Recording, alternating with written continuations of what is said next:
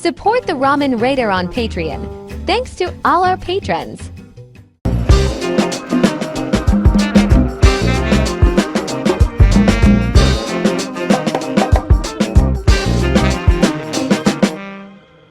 Alright, hey, this is Hans, and it's time for yet another episode of Instant Noodle Recipe Time. This is the show where I show you what to do with your instant noodles. And today's product came in a Nakama Noodles box. You can go to Meow, that's spelled M-I-A-U, boxjapan.com. Use the coupon code The Ramen Raider for a discount. This is a Nissin Donbei Ryukyu Soba, aka Okinawa Soba. And this is a range that's very popular in Japan. They've got a bazillion of them. And yeah, so that's what we're doing today. So let's get this sucker going. I got 3 that I'm doing in all today. You'll see them today, tomorrow, and the next day. But they're all like, they all take a little while to steep. So I'm not like thrilled about that, but well, you know, what are you gonna do? There we add in our this. We need a pair of scissors. It's funny. Sometimes they score them. Sometimes they don't. Sometimes they add just a little notch to open it. I guess like this one. I don't know. People have been like, is there an easier way to get these sachets open? I always tell them, just use a pair of scissors. There it goes. I mean, come on, it's not rocket science. Use a pair of scissors. But today is Wednesday. Do I enter in this? I do add this now, and then at the end I put that in. Now this one, I don't care, I have scissors. I like my scissors. And I will use my scissors thusly. And then there's one at the end that you add in at the end, and it's pickled ginger, which I think is a wonderful add-on to any instant noodle variety, whether it be Okinawa soba or tonkatsu or anything. I used to put pickled ginger on freaking everything. I'm not talking sushi ginger. I'm talking like the bright pink shredded stuff. And I used it on absolutely everything.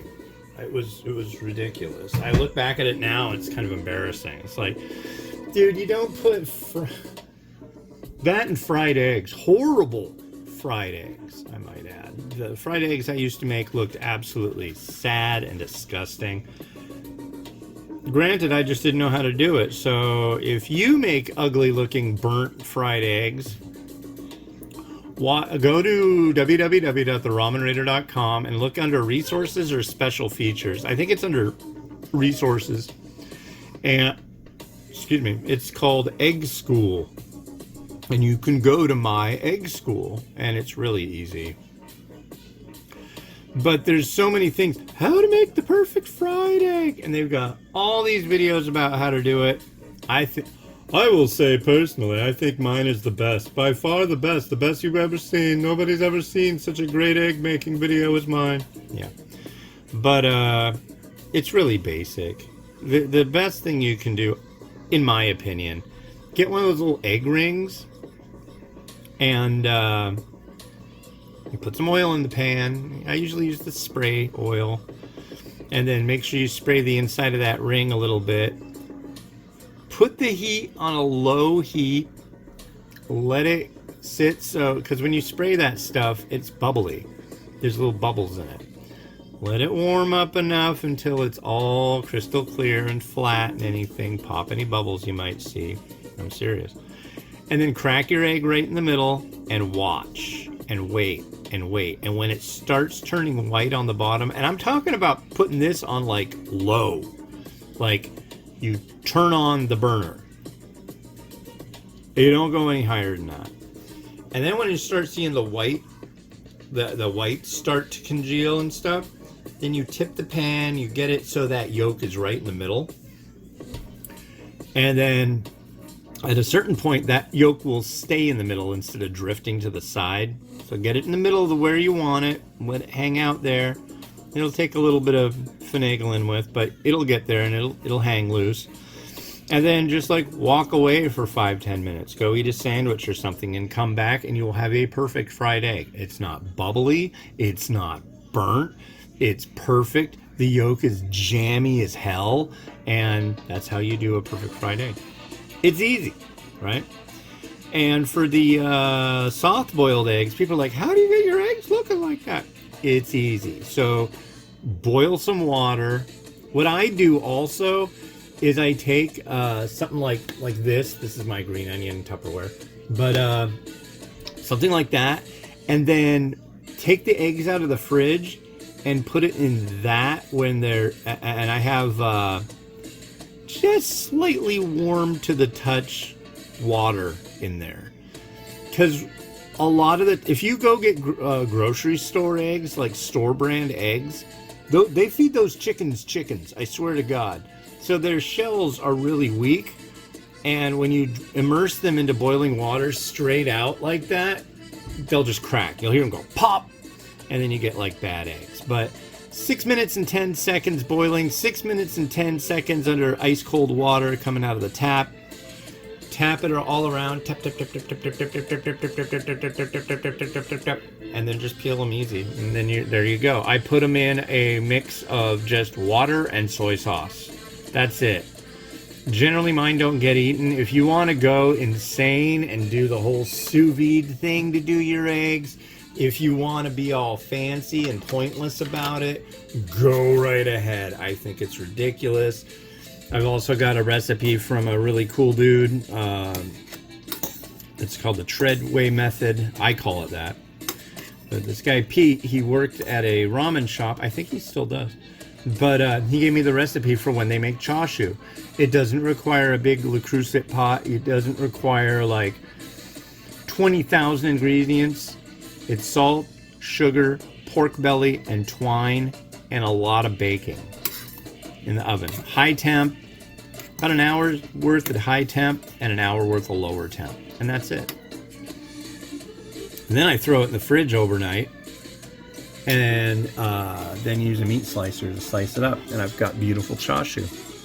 Which I am happy to announce I will be making chashu again very freaking soon. Possibly Saturday. I'm excited. I got some ducket. So here's the noodle. Let's give it a try.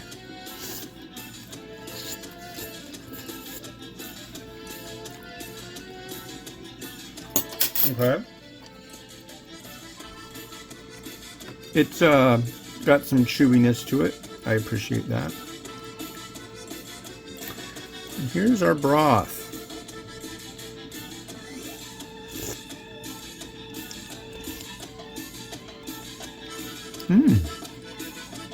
That's all right. I'm really not extremely a huge fan of Okinawa soba. I like the broths that have a stronger... I like heavy broths. I like broths that have a lot of gusto. And Okinawa soba is a very light, delicate kind of affair from what I've had in the instant noodle world. And I really wish it was a little more heavy. But I will say this stuff tastes very much like there's bacon. It's very baconish. There we go. And we're going to add in our ginger. Yeah, like I said, this is not sushi ginger. This is Kazami Shoga, not Beni Shoga. I think that's right. Shoga. I think it has to do, honestly, with the slice of it. I think one is sliced, one is shredded. One is marinated in a liquid that's very sweet. That's what you get with sushi. This is more crisp and yeah. And notice this. These never work right. If you don't have scissors at your disposal and you're trying to get the ginger out of the sachet, you're kind of screwed, I gotta say. And I said it, because I gotta. Let's just let you trickle out.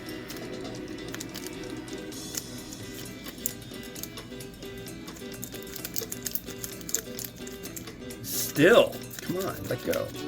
There you go. I should have gone to the grocery store and gotten more spring onion, but I did not. And I didn't do dishes last night, so I don't have my pan that I like to do egg type things, and I didn't make any softies. This dish really doesn't go with soft-boiled eggs. I don't know that the next one does either, but the next one I'm doing is another soba. But this noodle is kind of the same as an udon, I swear. And some shichimi, why not? Let's add that aspect to the maelstrom. What? What? This is on the shichimi. That's really odd. It's a powder seasoning. It would just get all funked up, I would think. It's almost empty. Wow, I wonder if it's bad. I've never thought that you were supposed to refrigerate a seasoning like that. Well, let's just rotate.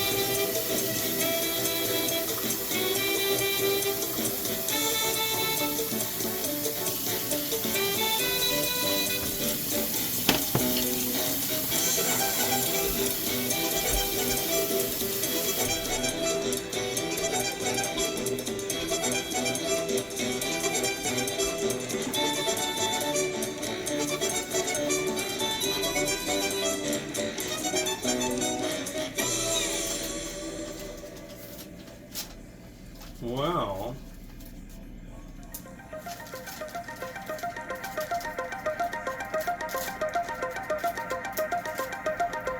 welcome, friends. It's time for your Technology Minute.